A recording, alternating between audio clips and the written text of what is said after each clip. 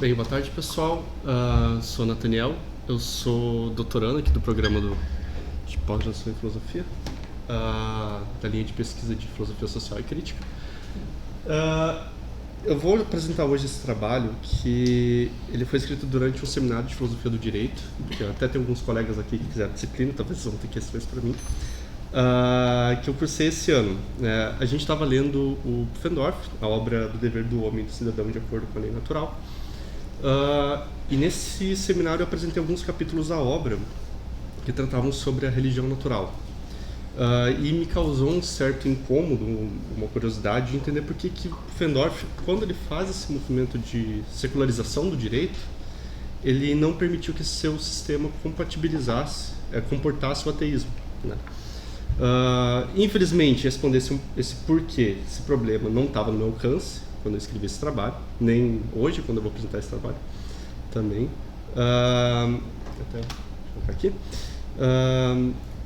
Mas a minha intenção foi, na verdade, tentar descrever pelo menos o que foi essa secularização do direito que ele propôs, né? Como que ele proíbe o ateísmo dentro desse sistema da definição de lei geral que ele propõe, e como ele vai apresentar uma teoria mínima de uma religião natural a partir disso, né? Que no desenvolvimento da obra dele vai se mostrar claramente luterano, assim. E bem, também eu levantei algumas hipóteses que pudessem responder esse porquê, mas não é o foco do trabalho em si. Então, começando pelo contexto.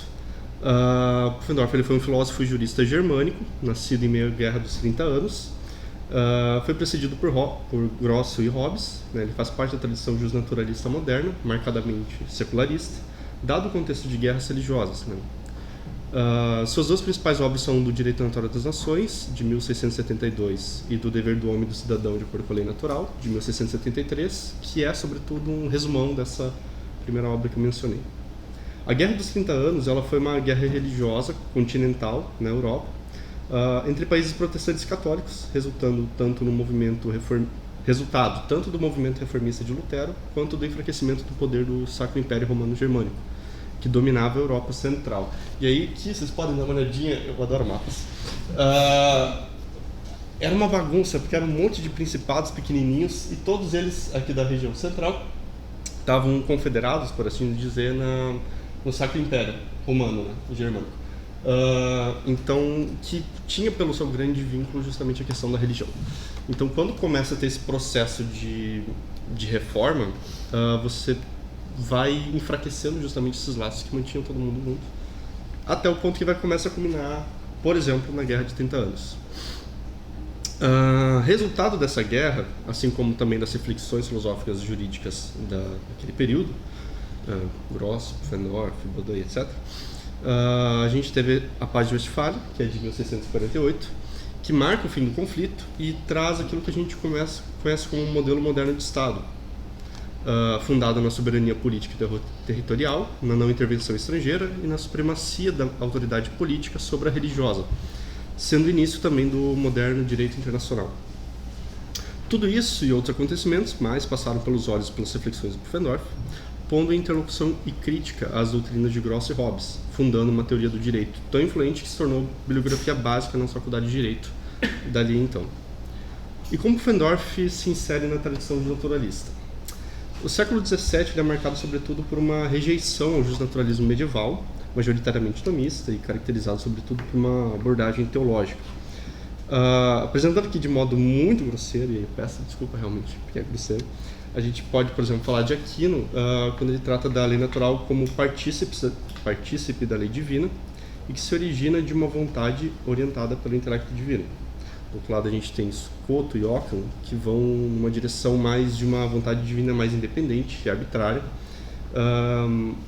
que eu vou evitar falar que isso é voluntarista, porque são os problemas de botar em caixinhas que acabam atrapalhando, mas que marcam uma certa distinção no modo do tratamento do problema de como Deus legisla sobre o universo e que vai afetar justamente essas religiões, tanto a religião católica quanto o cristianismo reformado.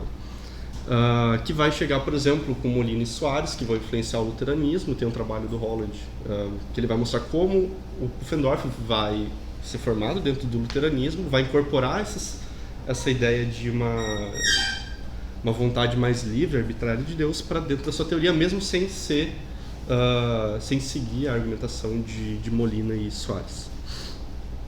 Bem, mais à frente, se por lado os medievos eles partiam de uma perspectiva teológica do direito, os modernos eles passam a buscar uma perspectiva mais antropocêntrica. O caso mais emblemático é o da hipótese impíssima atribuída a Grosso, isto é, de que a lei natural era tão certa que valeria mesmo se Deus não existisse ou não se importasse com os assuntos humanos. Eu digo atribuída, pois imediatamente em seguida, lá no texto do Grosso, ele se posiciona contra ela, falando que seria um grande absurdo se alguém seguisse esse raciocínio em diante e tal, mas isso não livrou ele de sofrer represálias por causa disso. Porque ele basicamente abriu a possibilidade de que se pudesse discutir a lei natural sem se referir a uma entidade divina, né? Que seria um grande problema. Esse precedente ele estimulou um processo de secularização do direito através da busca de novas metodologias, como a geometrização da política, a imaginação do estado de natureza por Hobbes, por exemplo, e um gradual afastamento da teologia. Passa-se a recorrer apenas à política, passa-se a recorrer apenas à reta razão para a descoberta da lei natural e dos princípios que fundamentam a comunidade civil e política. Isso não significa, entretanto, que esses modernos eles tenham incorporado em suas teorias a possibilidade do ateísmo. Pelo contrário, não só se o teísmo cristão continua presente nas teorias, como o ateísmo seria um grande problema, tanto para a teoria deles, quanto pelas represálias das autoridades civis e religiosas da época, o que já é uma resposta razoavelmente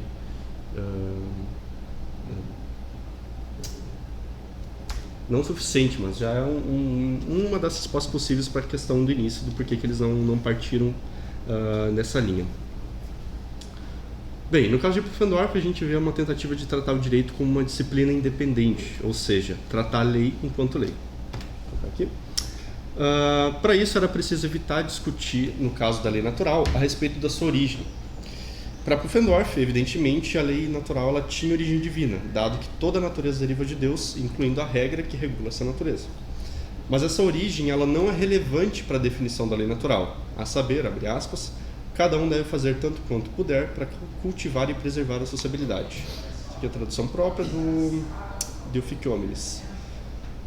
Tal definição ela poderia ser verdadeira mesmo com a inexistência de Deus, né? Enquanto alguns pensadores partiram de uma abordagem naturalista da questão, seja para tratar o direito como um objeto natural ou uma disciplina de uma ciência natural, uma metodologia aproximada de uma ciência natural, Pufendorf ele assume outra proposta, que é de isolar o direito numa dimensão metodológica, linguística e ontológica própria, através da sua teoria das entidades morais. As entidades morais aparecem no começo do direito natural e das gentes, sendo proposta em analogia às entidades físicas ou naturais, mas ela não é, obviamente, redutível a elas. Ela se baseia em 4 categorias que indicam os espaços, substâncias, qualidades e quantidades de um universo moral. Essas entidades morais, elas têm origem na vontade de um ser inteligente, que pode ser Deus, na sua criação, ou os próprios seres humanos ao inventarem entidades morais, chamadas de adventícias. Então, os seres humanos, pela sua vontade e racionalidade, eles inventam entidades morais que eles utilizam para conseguir interagir uns com os outros dentro de uma comunidade, um universo moral jurídico próprio. Nós temos os estados naturais, como os que os seres humanos estão em relação a Deus, a si mesmo e aos outros, e os adventícios com os quais eles criam relações sociais, por exemplo, instituições, acordos, guerra, paz, etc., que são os espaços morais em que as pessoas ou substâncias morais se situam. Essas pessoas nós podemos considerar como os indivíduos, coletivos, cargos, associações, estados com E maiúsculo, né? Negócios, linhagem, entre outros. Não vou falar. Já as qualidades morais são atribuídas a essas pessoas, podendo ser formais, como títulos, ou operativas, como a qualidade operativa passiva de ter, receber, admitir, sofrer, ou a qualidade operativa ativa de fazer, afetar ou mover os outros, no que se inclui a própria noção de poder, obrigação, direito e etc. Nas quantidades morais nós temos a mensuração do valor econômico, social, político e demais valores de pessoas, coisas e ações.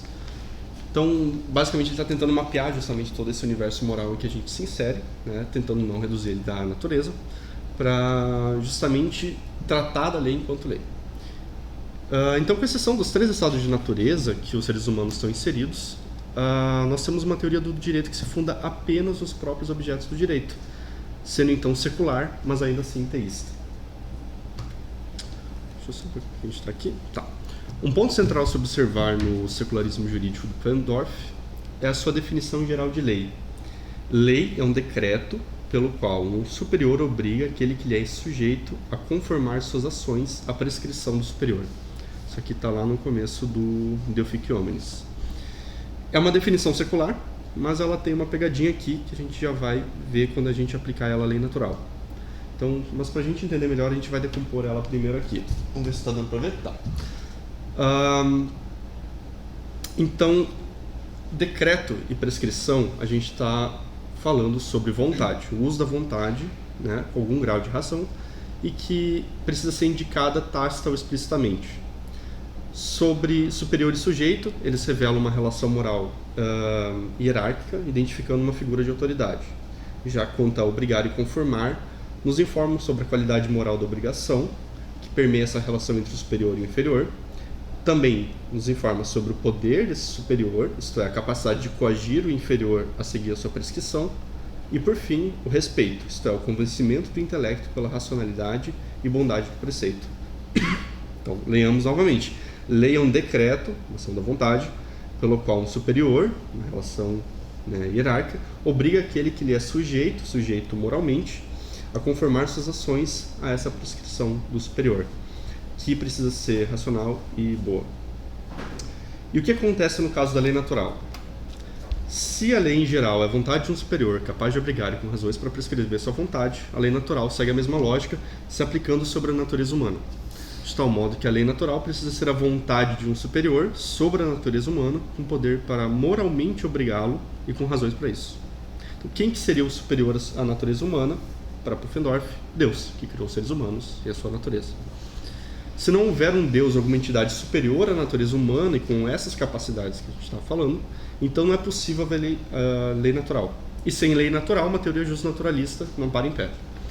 Além disso, na medida em que as relações de obrigação e demais relações jurídicas e morais derivam da lei natural, sem Deus não haveria moralidade ou um fundamento seguro para a fundação das relações jurídicas.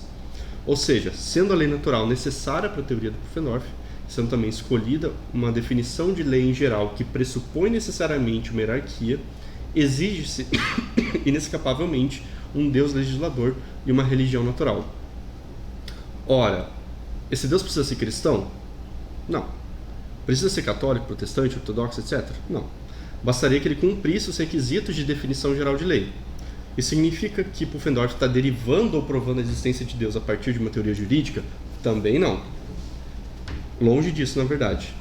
Essa necessidade de um Deus legislador, ela se origina sobretudo de uma escolha de princípios teóricos para sua doutrina. Que escolha é essa? Da lei enquanto vontade de um superior. E assim como essa escolha conceitual demanda um superior em relação à natureza humana, ela também demanda um superior em relação aos indivíduos para a existência das leis políticas. Nesse caso, dada a igualdade natural de todas as pessoas, elas precisam inventar uma autoridade, inventar um superior, que no caso é o ser humano, para que a gente possa instituir leis políticas. Só que esse é um tópico que a gente estaria abordando outro assunto que não o foco aqui da apresentação, então eu vou deixar de lado. 13 minutos. Então, voltando quanto à religião natural, parece necessário que uma vez que a gente tem um Deus legislador, a gente vai ter uma religião natural, né? Então,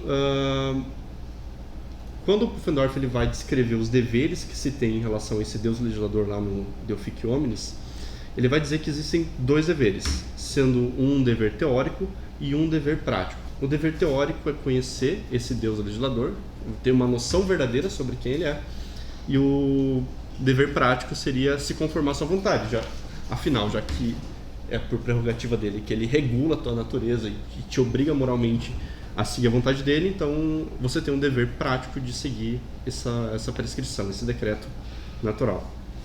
Mas vamos focar no dever teórico, que se funda basicamente em 4 noções fundamentais sobre esse Deus. Primeiro, que esse Deus existe. Segundo, que ele é criador do universo. Terceiro, que ele dirige o mundo e a humanidade. E quarto, que ele é perfeito e infinito. Ahn, certo. O que eu quero chamar a atenção aqui, depois a gente pode discutir os detalhes sobre essas 4 definições, mas é que, em princípio, essas 4 definições elas derivam daquela definição de lei geral aplicada ao caso da natureza humana. Então, Deus precisa existir para poder legislar a lei natural. Ele precisa ser o criador do universo para poder regrar a sua natureza. Ele precisa governar a sua criação, isso é, prescrever a sua vontade, natural ou positivamente. Não, me perdi ali. E com o poder de recompensar ou punir, respectivamente, a obediência e o descumprimento da lei natural. E por fim, a sua prescrição é racional e boa porque ele é infinitamente perfeito. Então, até aí a gente teria uma doutrina do direito secular e minimamente teísta, não fosse o claro compromisso do Pfenndorf com o luteranismo, a religião que ele seguia, que se revela discretamente no modo como ele vai descrever esse Deus legislador ao longo dessas 2 obras principais que eu estava comentando, mas também diretamente ao defender na obra da Atitude das Religiões Cristãs em Relação à Vida Civil, de 1687, que o luteranismo é a religião que mais atende aos critérios da verdadeira religião. Outros indicativos se apresentam em sua antropologia, ao considerar como causa das imperfeições e comportamentos nocivos da humanidade a sua corrupção pelo pecado original, de tal modo que os melhores esforços da reta razão em descobrir a lei natural e a religião natural são insuficientes para redimir a humanidade, sendo necessária a religião revelada para justamente apontar o pecado original como causa da corrupção humana. Mas em que isso afeta a definição de lei natural? Praticamente nada, pois a lei natural ela é explorada enquanto lei, isto é, a vontade do superior com justa causa e poder para fazer cumprir a obrigação devida pelo inferior. E na condição de se referir à natureza humana, buscando responder quem é o legislador da natureza, minimamente define que precisa ser um superior, justo, poderoso e bom. Portanto, para essa teoria jurídica do filósofo, pouco importa que o legislador da natureza humana seja Deus dessa ou daquela religião específica, mas que ele atenda não às exigências de uma teologia, de alguma teologia específica, mas sim de uma filosofia jurídica fundada na noção de lei como vontade de um superior. É um precedente, embora o próprio filósofo não tenha se circunscrito a esse precedente. Bem, para concluir, devemos destacar que o ateísmo nunca esteve no horizonte de possibilidade de Pufendorf, seja por sua crença luterana, seja por suas convicções filosóficas. Por isso, ao buscar separar o direito da teologia, descontaminando de diversas concepções e pressupostos religiosos escolásticos, Pufendorf ele não pôde estender o seu secularismo para além de um teísmo mínimo, este compreendido como uma religião natural que atende aos critérios da definição de lei geral, que pressupõe um Deus legislador poderoso, racional e bom. Mesmo assim, seu secularismo teísta contribuiu para a consolidação do Estado moderno e desenvolvimento do direito internacional pós-guerra dos 30 anos, que precede um contexto de gradual e longa abertura para a tolerância com os ateus. Esse então foi o sobrevoo para esse trabalho que eu escrevi esse semestre. Eu não sou nenhum especialista em Pufendorf, nem em teologia, nem em ceicetismo, mas espero ter sido capaz de compartilhar a curiosidade que eu tive ao longo desse semestre lendo o De Officio. Obrigado.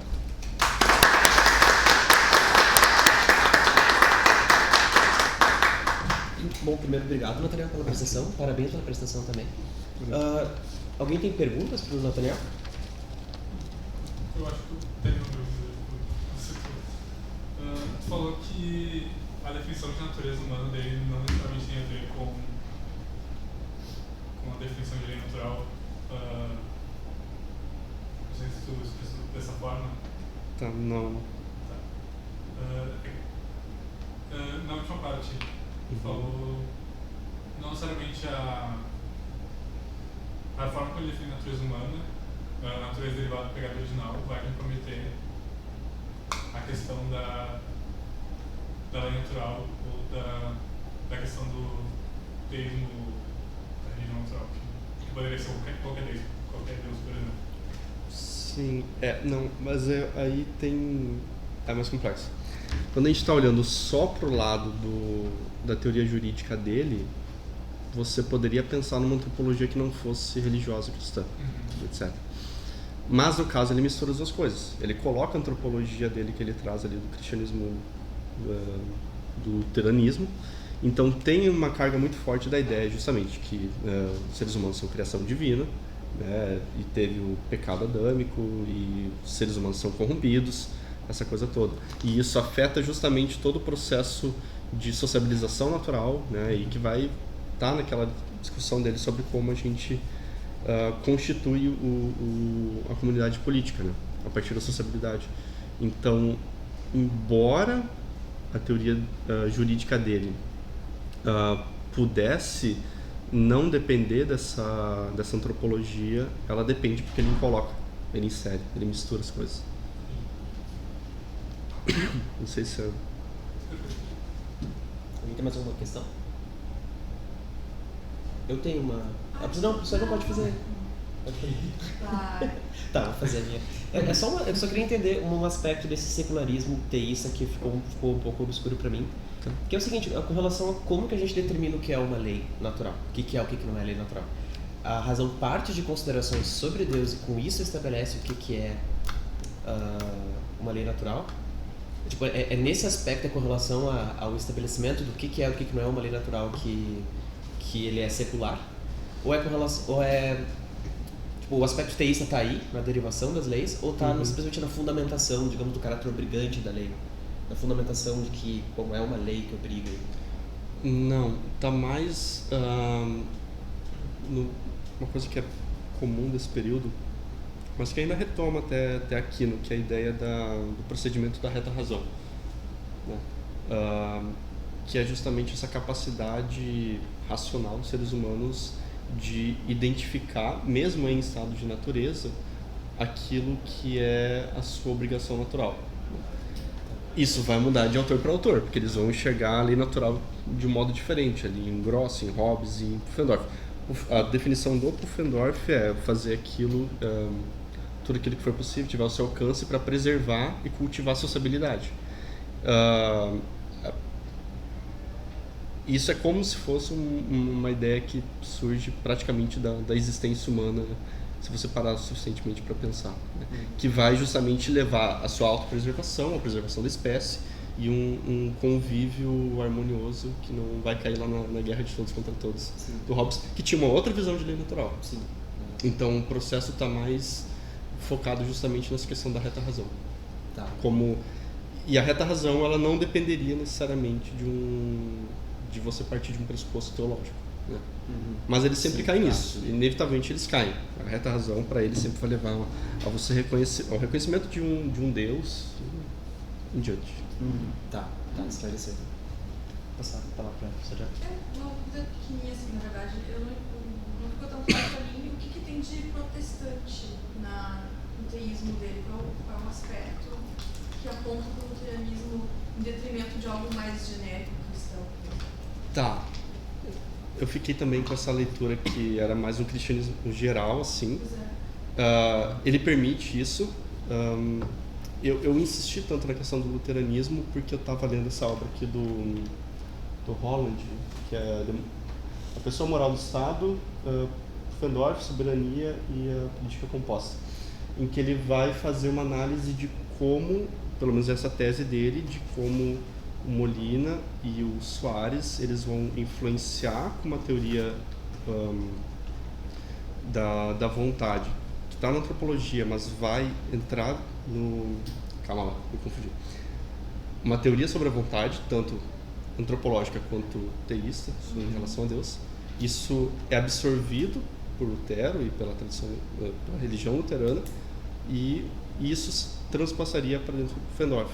Então, é o modo como ele vê justamente o ponto central aqui na definição de lei, que é a vontade. Como a vontade ela é capaz de criar, né, e ter por exemplo, seria o caso do seguinte, de Deus tem um arbítrio para definir qual que é a lei natural, sem necessariamente estar preso a certos preceitos da razão divina, como seria em Aquino, né? Então, Deus teria a liberdade, por exemplo, de decidir, a lei natural vai ser X, mas poderia ter sido Y. Poderia ter sido Y. Se ele quiser, ele pode mudar para Y e não haveria uma contradição ontológica ou moral, justamente porque a lei natural é aquilo que deriva da vontade de Deus.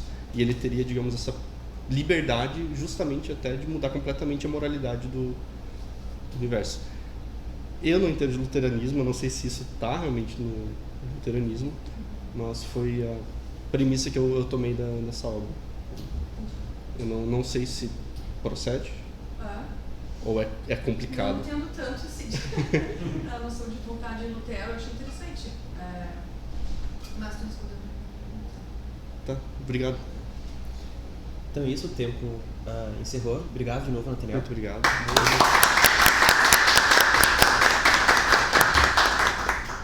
Então agora eu gostaria de chamar o Daniel Merel, que vai nos ensinar que eu preciso resgatar a retórica. Ainda há tempo. Ainda há tempo.